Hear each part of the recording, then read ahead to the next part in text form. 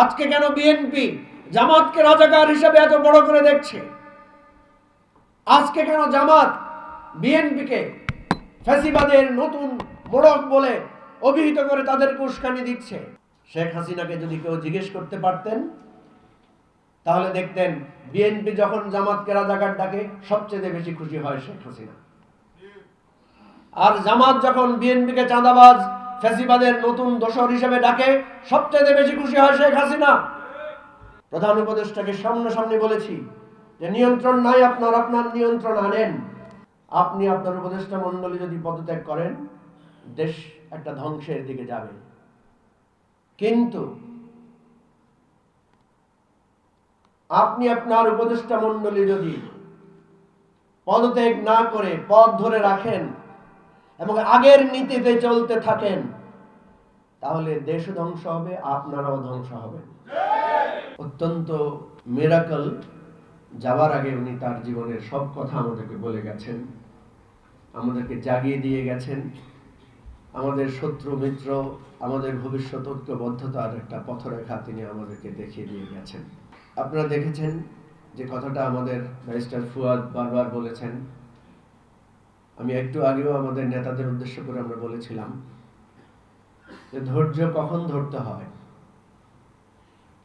আমরা কেউ মৃত্যুবরণ করলে আমরা যে দোয়াটা পড়ি, ইন্না লিল্লাহি ওয়া ইন্না ইলাইহি রাজিউন, এই দোয়াটার মূল এসেন্স হচ্ছে যে নিজেকে এই বলে সান্ত্বনা দেয়া যে যিনি আমাদের কাছ থেকে চলে গেছেন তিনি আমাদের মহান আল্লাহর কাছ থেকে এসেছিলেন, তার কাছেই ফিরে গেছেন এবং আমাদেরকেও একদিন তার কাছে ফিরে যেতে হবে। এই যে সান্ত্বনা সূচক দোয়া আমরা পড়ি, এর প্রধান লক্ষ্য হচ্ছে ধৈর্য ধারণ করা, এর প্রধান লক্ষ্য হচ্ছে নিজের মনকে শান্ত করা। সেজন্য আমরা গতকাল রাতেই শুরু থেকে আহ্বান করেছিলাম, এরকম একটা বিধব্ধ বেদনাহত এরকম একটা ভঙ্গুর সময়ে আমাদেরকে ঐক্যবদ্ধ থাকতে হবে, আমাদেরকে ধৈর্যশীল হতে হবে। যখন ধৈর্যের খুব দরকার, যখন সহনশীলতার খুব দরকার, তখন প্রত্যেকবারই দেখা যায় একটা অংশ কেউ না কেউ সেই ধৈর্যের বাঁধ ভেঙে দেওয়ার চেষ্টা করেন। প্রিয় ভাই ও বন্ধুগণ, আপনারা দেখেছেন গত কয়েকদিন ধরে আমরা 2-3টি সমাবেশের আয়োজন করেছি সবাই মিলে ইনকিলাব মঞ্চের উদ্যোগে, যেখানে সবাই সমবেত হয়েছিল, সবাই ঐক্যবদ্ধ ছিল। কালকে রাতেও একটা সমাবেশের ডাক দেওয়া হয়েছে, সবাইকে সমবেত হওয়ার আহ্বান জানানো হয়েছে শাহবাগে। কিন্তু আমরা দেখলাম শাহবাগে সবাই সমবেত হয়েছে ঠিক, কিন্তু বিচ্ছিন্ন কয়েকটি গ্রুপ তারা বিভিন্ন জায়গায় গিয়ে বিভিন্নভাবে তারা আক্রমণ করেছে। এই যে বিপদে পড়লে আমরা ঐক্যবদ্ধ হই, আর বিপদ কেটে গেলেই আমরা অনেককে বিভেদভুক্ত হয়ে যাই, বিভেদে লিপ্ত হয়ে যাই। আমি অত্যন্ত বেদনার সাথে বলছি, গতকাল রাত পর্যন্ত আমরা দেখেছি পুরো জাতির মধ্যে অধিকাংশ মানুষ ওসমান হাদির এই নৃশংস হত্যাকাণ্ডের প্রতিবাদে এক কণ্ঠে ছিল। কিন্তু আজকে সকাল থেকে আপনি দেখবেন আমাদের সেই এক কণ্ঠগুলো বিভক্ত। আজকে অনেকে প্রথম আলো এবং ডেইলি স্টার পত্রিকায় যে হামলা এবং অগ্নিসংযোগের ঘটনা ঘটানো হয়েছে তার প্রতিবাদে সবাই কথা বলছে। যেই মুহূর্তে আমাদের কথা ছিল আমরা ঐক্যবদ্ধভাবে ওসমান হাদির একটি শোক পরিবেশে দাঁড়িয়ে সবাই ঐক্যবদ্ধভাবে হাতে হাত মিলিয়ে আমাদের ভুল ত্রুটি সংশোধন করে আমরা আধিপত্যবাদের বিরুদ্ধে, আমরা ফ্যাসিবাদের বিরুদ্ধে সবাই এক কাতারে থাকব, সেখানে প্রথম দিনেই এসে আমাদের মধ্যে এই বিভক্তি এবং ভুল। আমি জানি এরকম পরিস্থিতিতে এই ভুলের কথা, বিভক্তির কথা বলা অত্যন্ত ঝুঁকিপূর্ণ। তারপরও এবি পার্টি একটি দায়িত্বশীল রাজনৈতিক দল হিসেবে এই ভূমিকা সবসময় রেখে এসেছে যে সঠিক সময়ে জাতির কাছে সঠিক কথা পৌঁছে দেওয়া আমাদের দায়িত্ব। আমরা প্রধানত দুই ভাগে বিভক্ত, ফ্যাসিবাদ আর ফ্যাসিবাদ বিরোধী শক্তি। আর ফ্যাসিবাদ বিরোধী শক্তি আমরা যারা আছি সবার মধ্যে আমাদের আলাদা মতাদর্শ, আলাদা দল আদর্শ, আলাদা নীতি, আলাদা কর্মপন্থা আছে। কিন্তু দুর্ভাগ্যের বিষয় হচ্ছে আমরা আজকে এমন একটা জায়গায় পৌঁছেছি যে আমরা ফ্যাসিবাদ এখন আমাদের প্রধান শত্রু নয়, মনে হচ্ছে যেন বিএনপি জামাতের প্রধান শত্রু, জামাত বিএনপির প্রধান শত্রু, এনসিপি বাকিদের প্রধান শত্রু, এরকম একটা জায়গায় পৌঁছে গেছে। আমি আজকে এই মঞ্চ থেকে দাঁড়িয়ে অনুরোধ করতে চাই, অনুগ্রহপূর্বক শহীদ ওসমান হাদির রক্তের বিন্দুমাত্র স্পর্শ যদি আপনাদের হৃদয়ে মস্তিষ্কে লেগে থাকে, তাহলে আগামী একটি বছরের জন্য বিএনপি, জামাত, এনসিপি পরস্পর কাদা ছড়াছড়ি বিষোদ্গার বন্ধ রাখুন প্লিজ। 15টা বছর আপনারা এই বিভেদ করেন নাই। গণ অভ্যুত্থানের সময় ছাত্ররা অনেক কর্মসূচি দিয়েছিল, ছাত্ররা অনেক ভুলভাল বক্তব্য দিয়েছিল, কিন্তু আমরা সবাই এক কাতারে সেটাকে সমর্থন করেছি। কেন? কারণ ছাত্ররা এই ফ্যাসিবাদকে চ্যালেঞ্জ করেছিল, রক্ত দিয়েছিল, জীবন দিয়েছিল, তারাই আমাদের জাগিয়ে তুলেছিল। আজ কেন আমরা ছাত্রদের বিরুদ্ধে এত বিষোদ্গার করি? আজকে কেন তাদের ভুলগুলোকে অনেক বড় করে হাজির করি? আজকে কেন আমরা কথায় কথায় তাদেরকে জুলাই গাদ্দার বলে কেউ কেউ বলার চেষ্টা করি? এই জন্যই বলার চেষ্টা করি, আমরা খুব সহজে অতীত ভুলে গিয়ে আমরা বারবার বর্তমান নগদ প্রাপ্তিকে আমরা গুরুত্ব দিচ্ছি। আজকে কেন বিএনপি জামাতকে রাজাকার হিসেবে এত বড় করে দেখছে? আজকে কেন জামাত বিএনপিকে ফ্যাসিবাদের নতুন মোড়ক বলে অভিহিত করে তাদেরকে উস্কানি দিচ্ছে? আর এই উস্কানির ফল কি হচ্ছে? শেখ হাসিনাকে যদি কেউ জিজ্ঞেস করতে পারতেন তাহলে দেখতেন বিএনপি যখন জামাতকে রাজাকার ডাকে সবচেয়ে বেশি খুশি হয় শেখ হাসিনা, আর জামাত যখন বিএনপিকে চাঁদাবাজ, ফ্যাসিবাদের নতুন দোসর হিসেবে ডাকে সবচেয়ে বেশি খুশি হয় শেখ হাসিনা। আর যখন এনসিপি কে কেউ জুলাই গাদ্দার বা পথভ্রষ্ট হিসেবে ডাকে সবচেয়ে বেশি আনন্দিত হয় ভারত এবং শেখ হাসিনা। এতটুকু বুঝ আপনাদের নাই। এবি পার্টি প্রথম থেকে এই কথাগুলো বারবার বলে আসছে। এই বিরোধ বিভেদ আপনাদের আছে, এই বিরোধ বিভেদ করার অনেক সময় পাবেন যেখানে 4000 কোটি টাকার লগ্নি হয়েছে স্পষ্ট প্রমাণ, যেখানে শেখ হাসিনা টেলিফোনে বলছে যে তোমরা বহুত লম্বা লম্বা কথা বলো, পারলে কিছু মাইরা দেখাও, যেখানে পত্রিকার সংবাদ এসেছে 50 জনের তালিকা হয়েছে, 80 জনের তালিকা হয়েছে, শুটার গ্রুপ তৈরি হয়েছে, এরপরও আমরা অবাক হয়ে যাই। এত বড় একটা সংবাদ সত্য, এত বড় আশঙ্কা সত্য, নিরাপত্তা ব্যবস্থার কিছু নাই।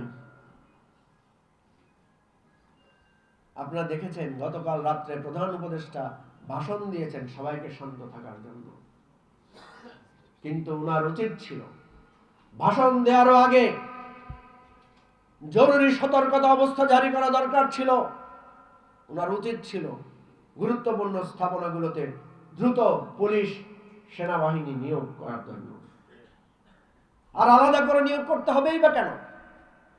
আপনারাই তো বলেছেন যে নির্বাচনের তফসিল ঘোষণা পরে 3 স্তরের নিরাপত্তা ব্যবস্থা থাকবে। কি বলেন? বলে নাই?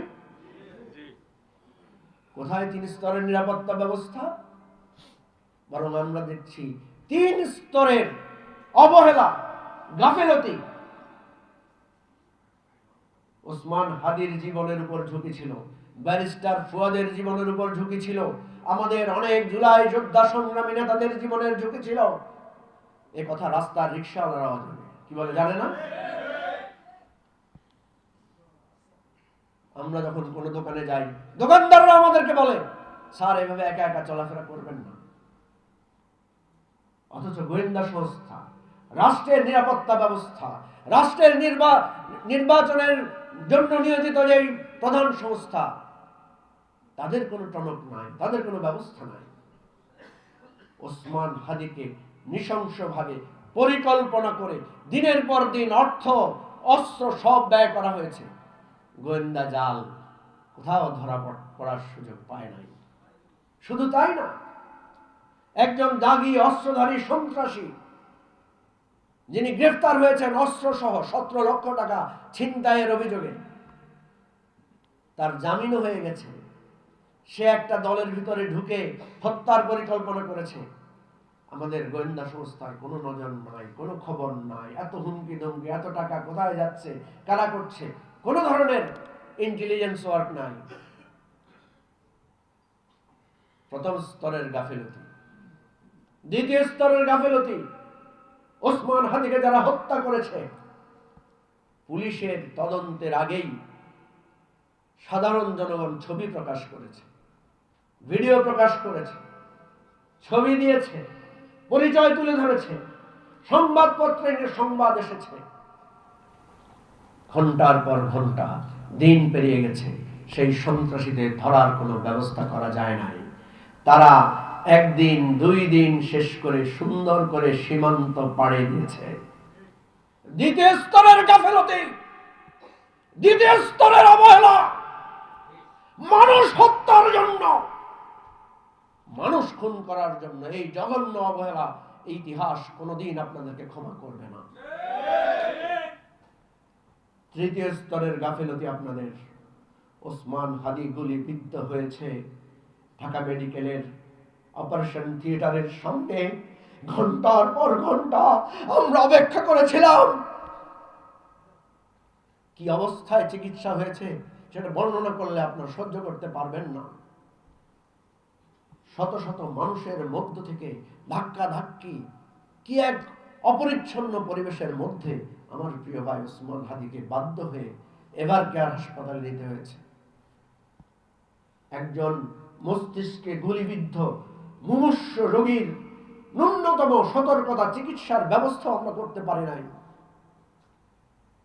দিনের পর দিন আমাদের চোখের সামনে আমার ভাই ধীরে ধীরে মৃত্যুর কাছে, তাকে আমরা হারাতে হয়েছে। এই রাষ্ট্র, এই দেশ, এই অন্তর্বর্তীকালীন সরকার, এই উপদেষ্টা মণ্ডলী, এই জনমণ্ডলী, আপনাদের 3 স্তরের নিরাপত্তা, আপনাদের 3 স্তরের সতর্কতা, আপনাদের 3 স্তরের এই রাষ্ট্র ব্যবস্থাপনা আজকে ঢুকে আজকে মানুষের কাছে ধুলাই লুটিয়ে গিয়েছে।